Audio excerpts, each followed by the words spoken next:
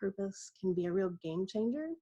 And, you know, creating this next phase in your life to be successful and fulfilling. So both of those things together is just a great combination, and purpose can get you there.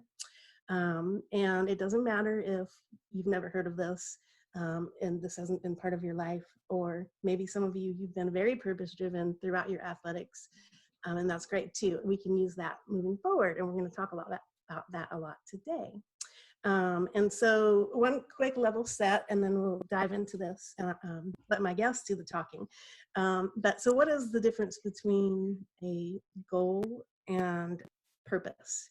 So a goal is kind of, think of it, you know, I know athletes are very wonderful and have a head start here with being goal oriented. And a goal is kind of like a what, like I want to play in the Olympics. I have a goal of improving my jump shot, etc. And then the purpose, you think of the combination of like why is that a goal? So today we're going to be talking about your why and getting to your why. And so an example there might be, well, maybe I want to improve my jump shot to be so amazing that I can create a platform for myself to inspire other girls to achieve anything they want, or have a platform to maybe address an issue like whether it's social injustice or just inspiring children. So the why is like what's moving you from the inside to achieve what you'd like to achieve on the outside. So big word has been at SunTrust because we have the history there and been closely involved with that. So the first thing purpose does in any organization, it sets a true North Star for all the employees, and it truly inspires. I mean, a good purpose inspires people. I mean, it makes you get excited every day. And the key there is that in all of this is that purpose has to be authentically integrated into the organization. It's not a rubber stamp. In fact, that's what keeps me up at night, is that it's so popular now that people just like, yep, we're purpose driven. I mean, I see it on iced tea, I see it on all sorts of things. And when you dig in, you're like, what's that about? That's not even purpose. So what I would warn against is, yes, while it's super visible right now, be sure that when you are purpose driven in an organization, if it's your company or you're looking at a company, you really have to look at authentic proof points, starting from with how they treat their employees. And at SunTrust and at Truist, we start with our employees, with our teammates, and we make sure we get it right there. And so first of all, we inspire our teammates, they get excited. And then secondly, you attract purpose-inspired people. Like I said, that magnet gets the needles out of the haystack. Well, that's what purpose does, even in acquiring and attracting new talent. And it reduces turnover, quite frankly. People are excited. And so you'll see higher retention, you'll see lower turnover, and you'll also see more productivity because people just give that extra amount when they're driven on purpose. Right. It just works that way. And we've seen that in our history at SunTrust. Then secondly, if well done, you integrate your purpose lens, is what I call it. You pull that purpose lens and integrate it into all your products and services and what you say and what you do. And that all needs to be aligned. Mm-hmm. That is one of the key things. And so ultimately your products and services tell your story as proof points. And then of course what you do to give back to the community and all of that, if that's part of your purpose messaging, then all those things should tell your story. And ultimately what it does is it grows trust in your brand by the consumers. And honestly, one of the key things is it's a differentiator in any vertical market or industry. Mm-hmm. There are not that many companies out there that do it really well. And everybody struggles with it. Perfect is not the thing you're going to get, but the intention right. of doing it right and staying really closely purpose aligned mm-hmm. is what breaks through the clutter and ultimately differentiates you from your peers. About finding my passion, and keep in mind that I knew that basketball was my passion, but beyond that, had no clue. So here's a few things that I would say about that.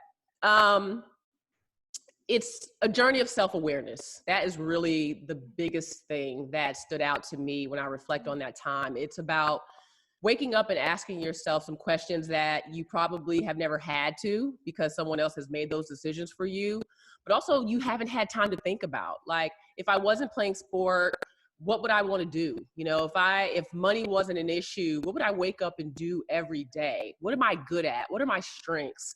You know, what do I get excited about? And it's a difficult conversation to have with yourself right away after leaving the thing that you loved in your sport, that meant so much to you for so long. But that level of self-awareness is something that if you develop that in your career transition now, it will be your friend throughout the different points in your career. I mentioned even pivoting to broadcasting when I was in my late 20s. Well, that was because I was keeping that pulse on my self-awareness and really who I was. So I think just sitting down and if you journal, maybe doing that, even having conversations, it's not just a self-awareness, but also maybe asking people around you, what am I good at? Like, what is it that you depend on me for? What are those things? And start to think about your characteristics, what makes you special, how to brand yourself, how would you package yourself? But I think it really starts with some of those fundamental questions about what you wake up every day wanting to do and feeling passionate about. The other part of that is asking yourself what you don't want to do. Like, I knew I didn't want to coach. That's often the first thing that people say if you play sport, like, well, why don't you get into coaching? Well, it wasn't something that I was interested in, but that was good because I could cross it off my list. So just start to ask yourself some of those questions. Now, for me, it took a while to really understand the commonalities between everything that I was doing and that actually meant purpose. Like at the beginning, I was just going from what I love to what I love, right? So even getting into athletics at the ACC or working in athletics at Georgia Tech, I was still in an environment of something that I knew about myself. But one day I woke up and I said, wow, basketball and women were the two things that were very common throughout my journey. I was a women's basketball player. When I was at the ACC, I worked in basketball, and that was, I did all sports, but basketball was really where I felt that feeling again, as close as I could to being on the court. Georgia Tech, I worked with the women's basketball program there. So when I start to slow down and I thought about it, I knew that women's basketball and mentoring were going to be a part of my life's journey and are still my passion to this day. You know, I knew that I wanted to be a role model the way that Pat Summitt was for me, or that someone like Robin Roberts was for me. I loved her charisma, or Oprah's confidence. So those were the kind of things that I started to see were consistent. And when I woke up every day, whether I had a job assignment or not, that I was excited about watching women's basketball on television, that I was excited about trying to be a mentor and a role model. So I know we have a long conversation, but those were just some of the beginning steps for me of taking a pulse on who I was away from sport. And when you look at my life now, I mean, as a basketball analyst, I get to bring attention to women's sports. I get to walk into a gym every day and be around young women and mentor them. I have a nonprofit program called Rising Media Stars, where I help young women of color get opportunities in broadcasting. You connect the dots, and it all goes back to basketball and helping women.